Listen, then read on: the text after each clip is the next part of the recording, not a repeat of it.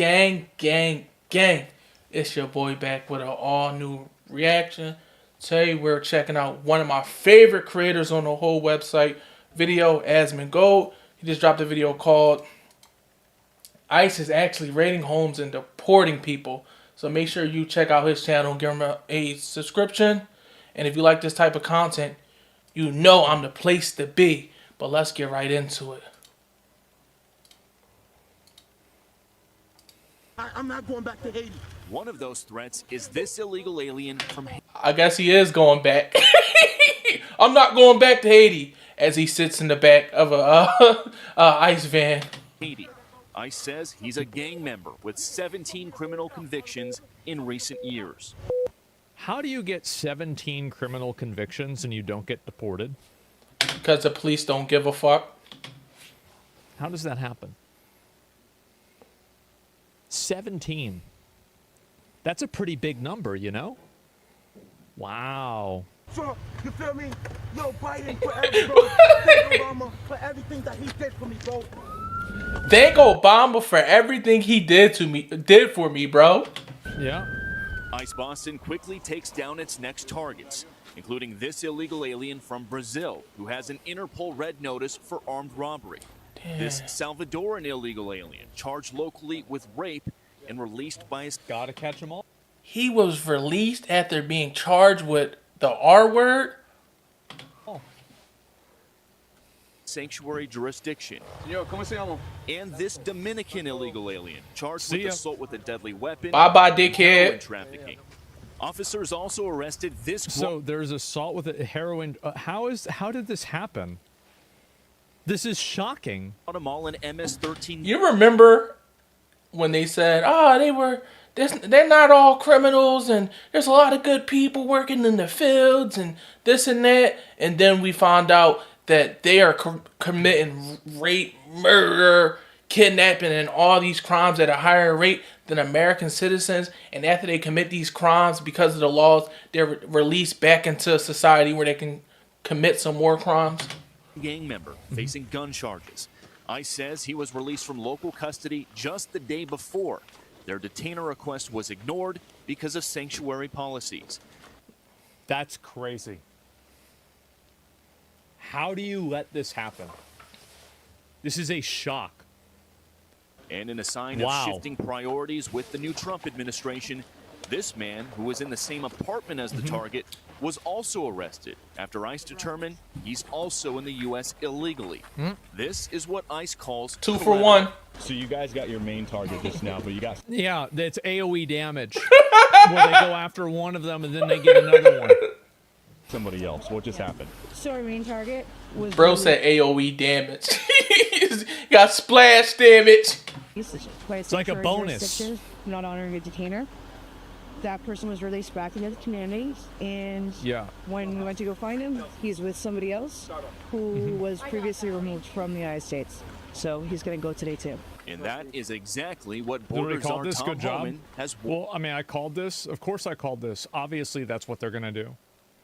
I mean, I'm not a wizard. This is the common sense approach to this topic.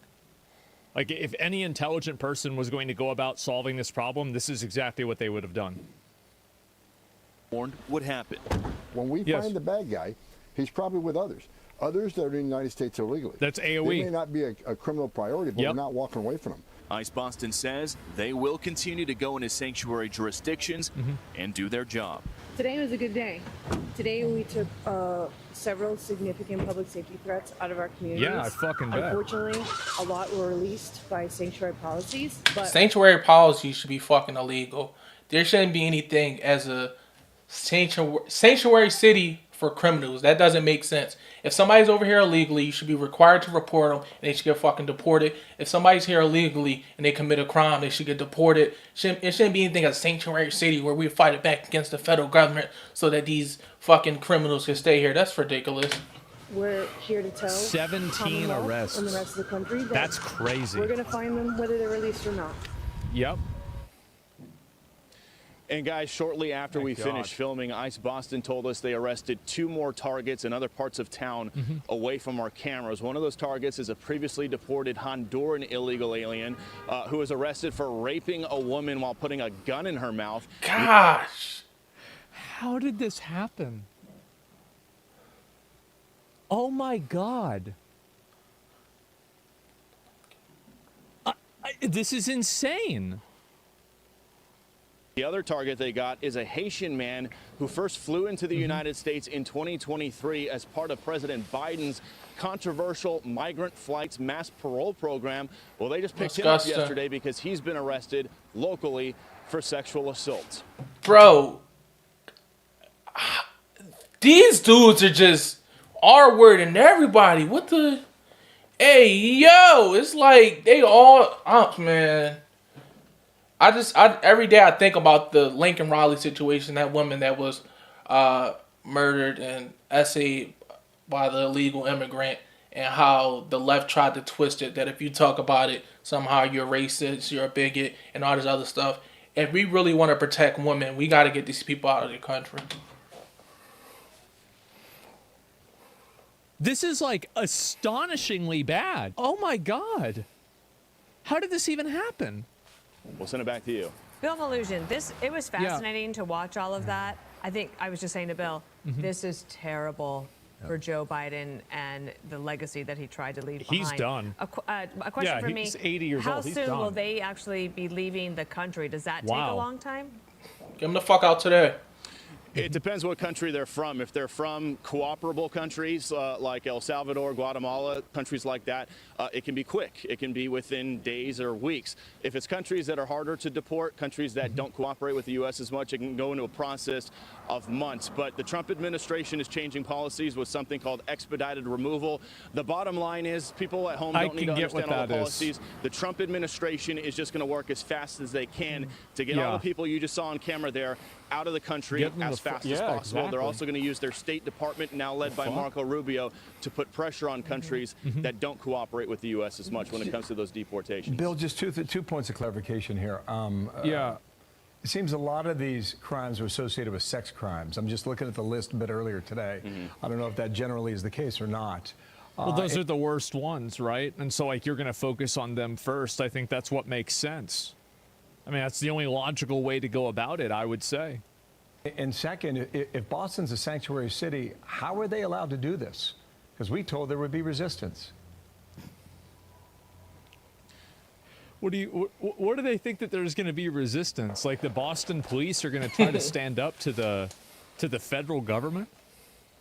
The fuck did they think they were going to do? No, remember that one mayor said that he was going to implement the police to stop the federal government, which was crazy. Then he walked that shit back. I forgot the mayor's name, but one of the mayors did say they were going to stand beside their migrant community, and even if the police got involved, that they would stop the federal agents, which is crazy to think of the cops having a showdown with the FBI to protect sexual predators. That's clown world. Like it's starting to sound like we're going to be living in clown world soon. How is this even a question? Boston doesn't have to cooperate with ICE, but there's nothing they can do to stop ICE from coming into their city and enforcing the law. And that's exactly what happened yesterday. And that's the point ICE makes to us is, look, they don't have to cooperate with our detainer requests.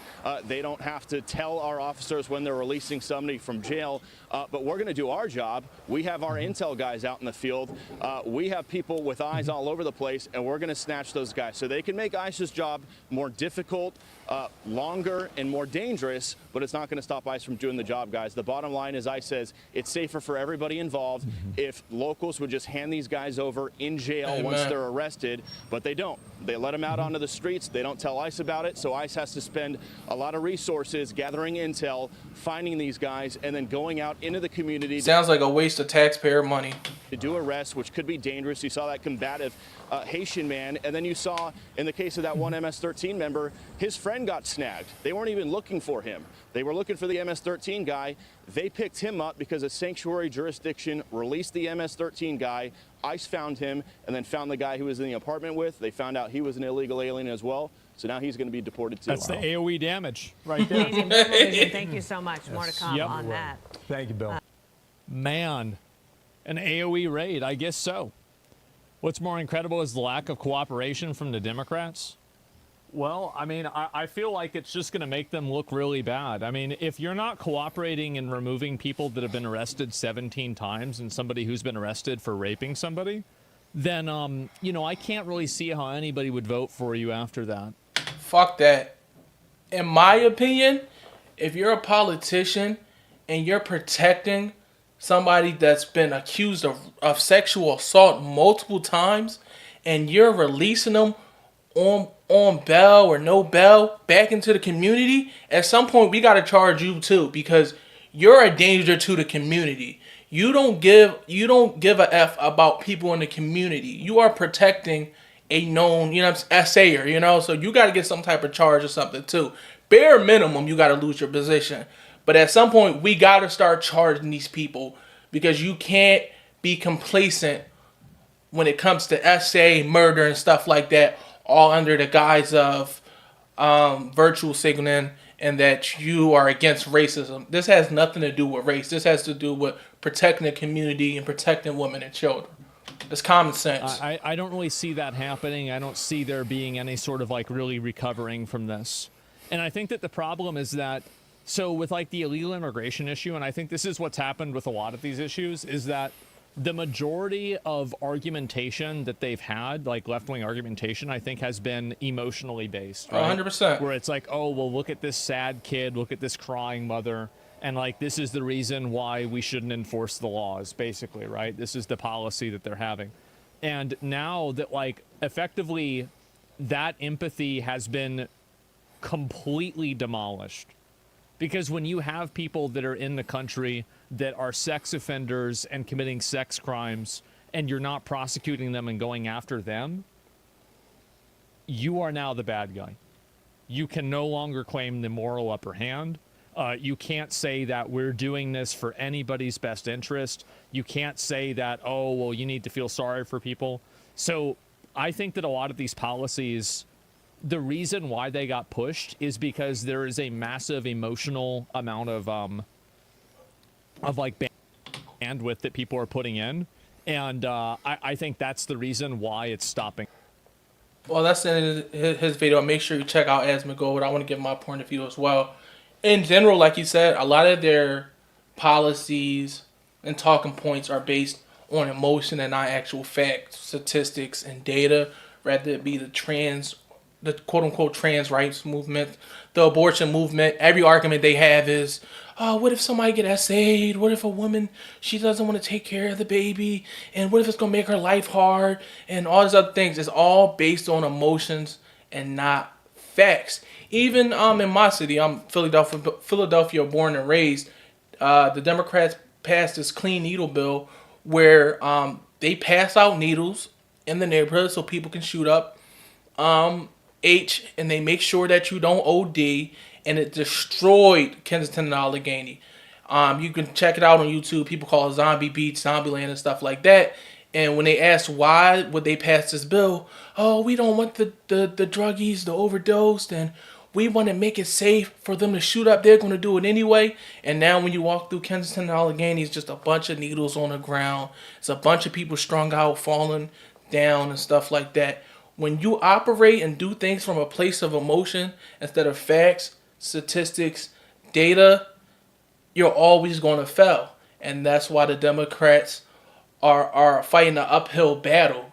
Because when they let in 20 million people under the guise of, oh, their country's so bad and they need a new opportunity, and if you say anything racist, they let in a bunch of bad people, a bunch of gang members. They're taking over apartments, they're SAing people, they're murdering people, they're taking jobs, and we're not allowed to say anything about it, or you're racist. But if you like these type of reactions, make sure you like, comment, and subscribe.